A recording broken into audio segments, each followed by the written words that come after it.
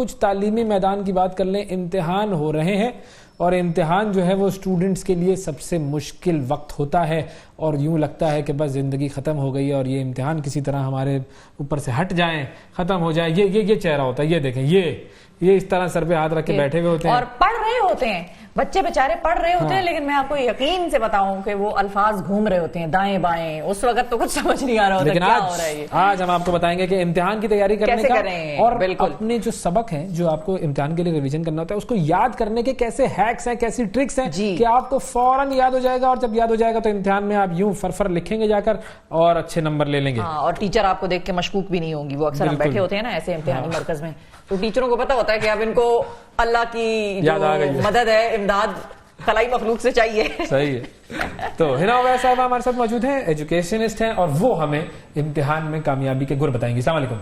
वालेकुम अस्सलाम जी।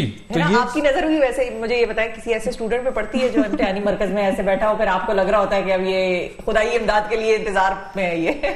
यूजुअली 3 तरह के होते हैं। अच्छा। एक तो जो गैबी इमदाद का इंतजार कर रहे होते हैं, पर्चे खाली होते हैं, सोच रहे होते हैं। एक वो होते हैं जो ओवर प्रिपेयर्ड होते हैं और ओवर एंशियस होते हैं, तो उनकी एंजाइटी से वो उनके हाथ पाँव सब हिल रहे होते हैं। अच्छा, हाँ। लिख रहे होते हैं। और एक होते हैं जिनकी तैयारी बहुत अच्छी होती है बट वो काम होते हैं, पीस के साथ वो अपना कर रहे होते हैं। और एक वो होते हैं जो इम्तिहान देकर निकलते हैं और कहते हैं ओहो बहुत बड़ा पेपर हुआ, बहुत बुरा पेपर हुआ और नंबर उनके 99 आते हैं। वो मैं थोड़े अजीब स्टूडेंट वो भी टॉप करते हैं फिर। हाँ, तो अब मसला ये है कि भाई इम्तिहान के लिए जो साल भर पढ़ा है वो याद नहीं रहता। याद करने के लिए क्या टेक्निक्स इस्तेमाल करनी चाहिए स्टूडेंट्स को कि जिंदगी उनकी आसान हो जाए? वो जो आपने आखिरी कैटेगरी बताई, आपका जवाब देने से पहले मैं जरा उन स्टूडेंट्स के ऊपर थोड़ी सी रोशनी डालना चाहूंगी जो कहते हैं बुरा पेपर हुआ। वो झूठ नहीं कह रहे होते। अक्सर बाकी स्टूडेंट्स कहते हैं कि यार तुम तो बहुत झूठे हो जब रिजल्ट आता है। हाँ।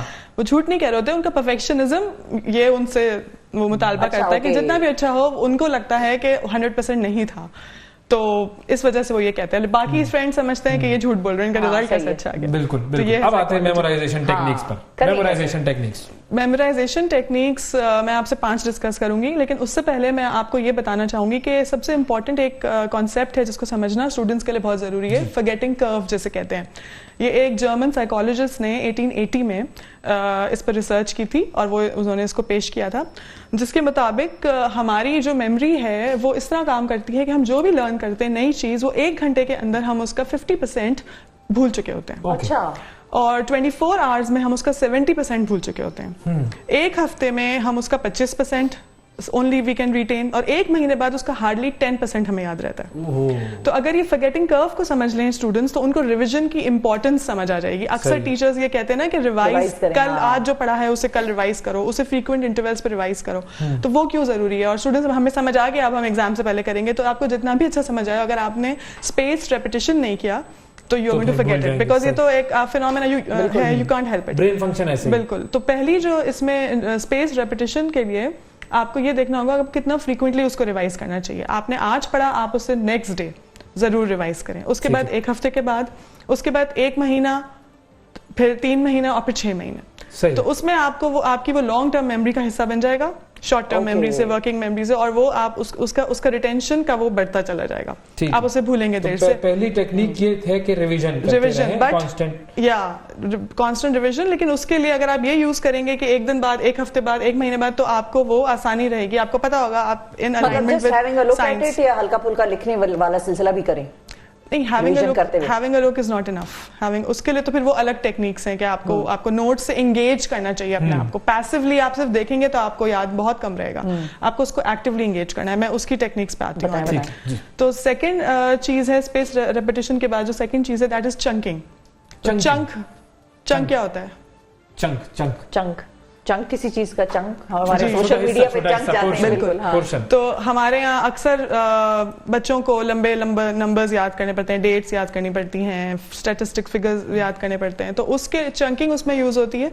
चंकिंग में आप एक बड़ी चीज को स्मॉल हिस्सों में डिवाइड कर लेते हैं। जैसे फॉर एग्जांपल फोन नंबर है, अब आप या आईडी कार्ड, आप एक साथ उसको फोन नंबर नहीं याद कर, छोटे छोटे 0345 भिवानी झंझा 56 538 बिल्कुल ऐसा ही।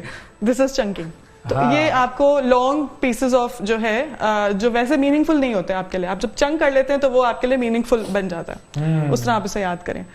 तीसरी टेक्निक है निमोनिक्स या एसोसिएशन। मतलब जो बहुत इंटरेस्टिंग है, जिसमें ये होता है कि आपके पास अगर एक लंबी लिस्ट है, आपने उस लिस्ट के हर लफ्ज का पहला हर्फ ले लिया और उससे एक नया लफ्ज बना लिया। मतलब फॉर एग्जाम्पल रेनबो कलर्स, बताइए मुझे क्या होते हैं? विबग्योर। What is Vibgyor? हाँ, अब It's a mnemonic. हाँ बिल्कुल, वो उसके इनिशियल्स बिल्कुल सही है। वो जिस तरह वो था ना, वो करली ब्राउन हेयर वाला, वो क्या था? करली ब्राउन फॉक्स नहीं, वो जो पूरी एक मैथ्स की इक्वेशन थी जिसको हमने करली ब्राउन दिस गर्ल, वो मेरे माइंड से निकल गया ना। बॉटमस की इक्वेशन जी, बिल्कुल। जैसे प्लैनेट्स के नाम है तो उनके लिए वो है कि my very enthusiastic mother just served us noodles. My very enthusiastic mother just served us noodles. Mercury, Venus, Earth. अच्छा, हर अल्फाबेट उसका पहला अल्फाबेट है, तो उसका आप सेंटेंस बना ले, आप उसका एक वर्ड, जैसे विबग्योर में आपने उसका वो बना लिया इस तरह से। जैसे विबग्योर है तो violet, indigo, blue, green, yellow, orange, red. ये विबग्योर याद कर लिया मैंने तो मेरे सामने सारे कलर्स आ गए रेनबो के सीक्वेंस। तो इससे कहते हैं टेक्निक, इसका मतलब पता नहीं चला मुझे। आज मुझे पता चला कि मैं कितनी बड़ी बड़ी टेक्निकें इस्तेमाल करता हूँ। बिल्कुल, बहुत सारी चीजें ऐसी होती हैं जो स्टूडेंट्स कर रहे होते हैं, उन्हें टीचर्स ने नहीं सिखाई होती।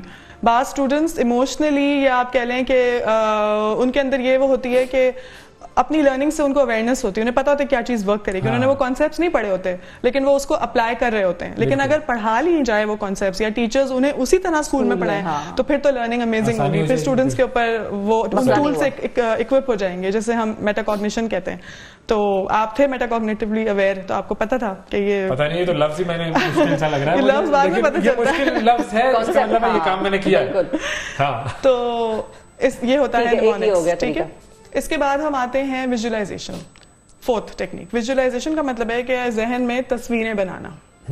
तो आप मैं जहन में बड़ी तस्वीरें बनाता हूँ, फिर वो ब्लॉक कर देती हैं वो मुझे कि भाई नहीं भाई तुम कैसी। हाँ। इसमें मैं कोई लबकुशाई नहीं करूंगी इस वक्त नाजरीन, मैं बड़ी एक सिचुएशन में बैठी हुई। अब वो तस्वीरें जो है वो रेलेवेंट होनी चाहिए, वरना फिर ऐसा ही है, वरना तो फिर ब्लॉक ही होंगे मेरा। टीचर भी एक तस्वीर बना देगी फिर आपके बच्चे पे, जीरो की तस्वीर होगी वो।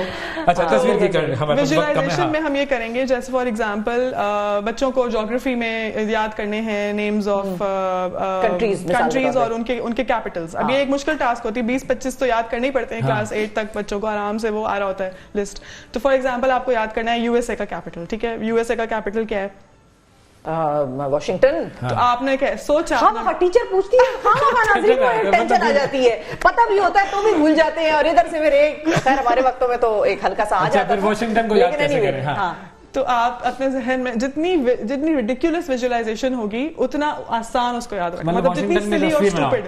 तो आप ये सोचें कि वॉशिंग हो रही है, यूएसए के मैप के ऊपर एक खातून कपड़ों की धुलाई कर रही है, मुझे वॉशिंगटन याद हो जाएगा। Very good. तो आपको वॉशिंगटन याद हो जाएगा। इसे कहते हैं विजुअलाइजेशन। सही। तो आपको रिडिकुलस विजुअलाइजेशन करनी है, सेंसिबल नहीं। अच्छा। उसके बाद 5वीं टेक्निक पर हम आते हैं, जिसे कहते हैं मेमोरी पैलेस।